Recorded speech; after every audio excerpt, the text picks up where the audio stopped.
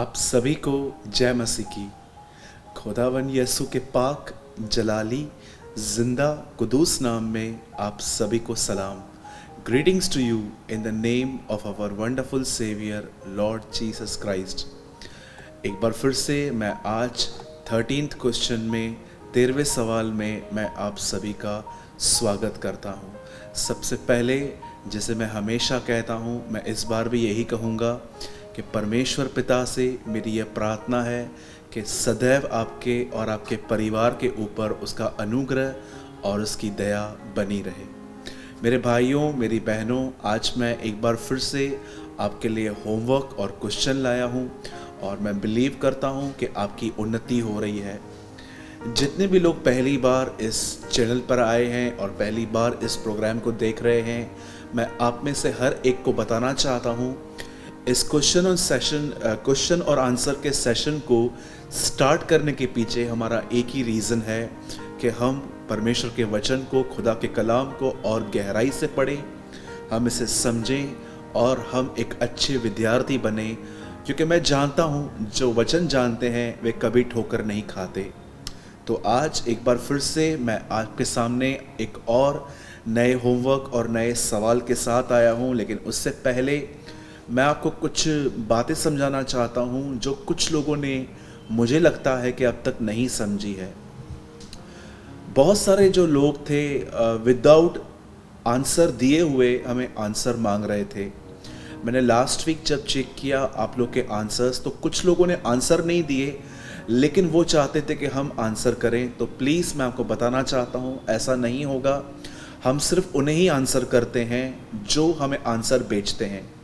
मैं हर हफ्ते एक वीडियो अपलोड करता हूँ, मैं उसमें होमवर्क देता हूँ, उसी में से सवाल देता हूँ। आपको स्टडी करना है, आपको पढ़ना है और खुदा आपको जो समझाए आपको आंसर करना है और हम लोग आपको आंसर देंगे संडे तक। लेकिन मैं आपको क्लियर करना चाहता हूँ कि आंसर उनके पास ही जाएगा हमारा जो पहले अपना आंसर हमें भेजेंगे। क्योंकि कुछ लोग बिल्कुल भी स्टडी नहीं करते हैं और विदाउट स्टडी हमें आंसर आएगा नहीं, और वो आंसर न देकर हमें कह रहे थे कि हमें आंसर चाहिए। तो मैं आपसे बहुत नम्रता से कहना चाहता हूँ कि हम ऐसा नहीं कर सकते। हम उन्हें ही उत्तर देते हैं जो हमें उत्तर देते हैं। क्योंकि इस प्रोग्राम को स्टार्ट करने का रीज़न ही ये था कि हम एक अच्छे विद्यार्थी बने। और कुछ लोग कह रहे थे कि हमें उत्तर नहीं आ रहा है। मैं आपसे कहना चाहता हूँ, आप ध्यान से पढ़िए, खुदा ज़रूर आपको कुछ ना कुछ बताएगा। मैं बिलीव करता हूँ कि आपको मेरी बात का बुरा नहीं लगता होगा, क्योंकि मैं चाहता हूँ कि आप और मैं एक अच्छे विद्यार्थी बने, हम पढ़ें। सेकेंड थिंग जो मैं कहना चाहता हूँ वो ये है कि अगर आप पहली बार क्वेश्चन का आंसर दे रहे हैं तो मेरी आपसे विनती है कि अपना नाम और अपने शहर का नाम ज़रूर लिखें। और इससे पहले अगर आपने क्वेश्चन आंसर में आंसर किया है और नाम और शहर लिख दिया है तो आपको दोबारा लिखने की कोई ज़रूरत नहीं है। और थर्ड थिंग, आपको आंसर वॉइस नोट में नहीं भेजना है, अदरवाइज़ हमारी तरफ से आपको रिप्लाई नहीं आएगा। और कुछ लोग थोड़े कंफ्यूज्ड होते हैं कि हम उत्तर कहाँ करें। कुछ लोग मेरे मैसेंजर पे डाल रहे थे, कुछ चर्च के नंबर पे डाल रहे थे। मैं आपको बताना चाहता हूँ, आपको आंसर इस नंबर पे करना है 9112656445। और अगर आप अब्रॉड से देख रहे हैं, भारत से बाहर से, तो आपके लिए कोड है +91। आइए, मैं चाहता हूं कि मैं मेन थिंग ये कहना चाह रहा था कि आंसर उनके पास ही जाता है जो पहले पढ़ के हमें आंसर करते हैं। अगर आप आंसर नहीं करेंगे तो हम आपको आंसर नहीं भेज पाएंगे। आइए, मैं आपके सामने 13 क्वेश्चन अब रख रहा हूं और आपका 13 क्वेश्चन 13वां सवाल है लूका के 8वें अध्याय से। आपको लूका का 8वां अध्याय, the gospel of Luke chapter 8, आपको पढ़ना है 40 से लेके 56 तक। मैं फिर से रिपीट करता हूं, इस बार आपका जो होमवर्क है वो है लूका की किताब the book of Luke chapter 8 8वां अध्याय, उसका 40 से लेके 56 तक, 40 से लेके 56 तक आपको ये पूरा जो है ये पूरा आपको पढ़ना है। और अब सवाल ये है जब आप इसे पढ़ेंगे तो आपको पता चलेगा कि यीशु से एक व्यक्ति मिला जिसका नाम था याईर। और बाइबल बताती है कि उसकी बच्ची बीमार थी। वो यीशु को अपने घर ले गया, लेकिन जब यीशु रास्ते पे उसके साथ चल ही रहे थे तब उसे एक और खबर मिली कि उसकी बेटी जो है वो मर चुकी है। और जब यीशु वहाँ पर गए तब यीशु ने वहाँ पर खड़े होकर कहा, बच्ची मरी नहीं है परंतु सो रही है। ये सब आप पढ़ लीजिए, पहले अच्छे से स्टडी कीजिए। और क्वेश्चन ये है कि आप और मैं अच्छे से जानते हैं कि वो लड़की मर गई थी। यीशु ने मरी हुई लड़की को यह क्यों कहा कि वो सोई है?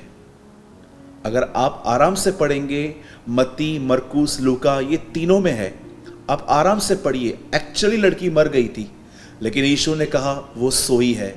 क्यों यीशु ने कहा वो सोई है? क्यों यीशु एक मुर्दे को सोया हुआ कह रहा है? ये मेरा सवाल है।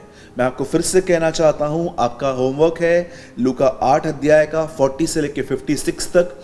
और आपका सवाल है, यीशु ने उस मरी हुई लड़की को ऐसा क्यों कहा कि वो सोई हुई है? आपको इस सवाल का जवाब ढूंढना है।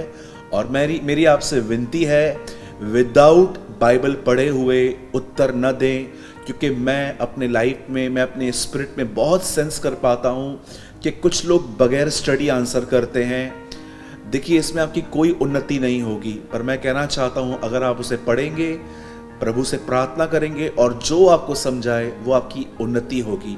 और कभी भी इस बात से डिस्करेज मत होइएगा कि मैं जो आंसर बेचता हूँ वो आपके आंसर से मैच नहीं करता। याद रखिए, परमेश्वर हर एक को डिफरेंट थिंग्स समझाता है। जो आंसर आप बेचते हैं मैं उनमें से कुछ सीखता हूं और आप भी मेरे आंसर में से कुछ सीखिए। यहाँ पर सही और गलत की बात ही नहीं है, हम स्टडी कर रहे हैं और मैं आप लोग के साथ फेलोशिप कर रहा हूँ इसके बहाने। तो मेरे भाइयों, मेरी बहनों, इस वीक का मैंने आपको होमवर्क भी दिया और इस वीक का मैंने आपको क्वेश्चन भी दे दिया। आराम से पढ़िए, 1-2 दिन लीजिए। और मेरी आपसे विनती है कि कोई भी हमसे आंसर पाने में घाई न करे, जल्दबाजी न करे। हमारा आंसर संडे तक आएगा। और एक और चीज़ जो मैं आपको कहना चाहता हूँ, यदि इन वीडियोस के द्वारा, इस क्वेश्चन और आंसर सेशन के द्वारा आपकी बाइबल स्टडी ग्रो कर रही है तो हमारे इनकरेजमेंट के लिए ज़रूर कमेंट करें, ताकि हम आने वाले दिनों में, फ्यूचर में और भी बहुत कुछ प्लान कर पाएँ, क्योंकि आप इंटरेस्टेड हो। मैं सारी बातों के लिए प्रभु को महिमा देता हूँ। जय मसीह की।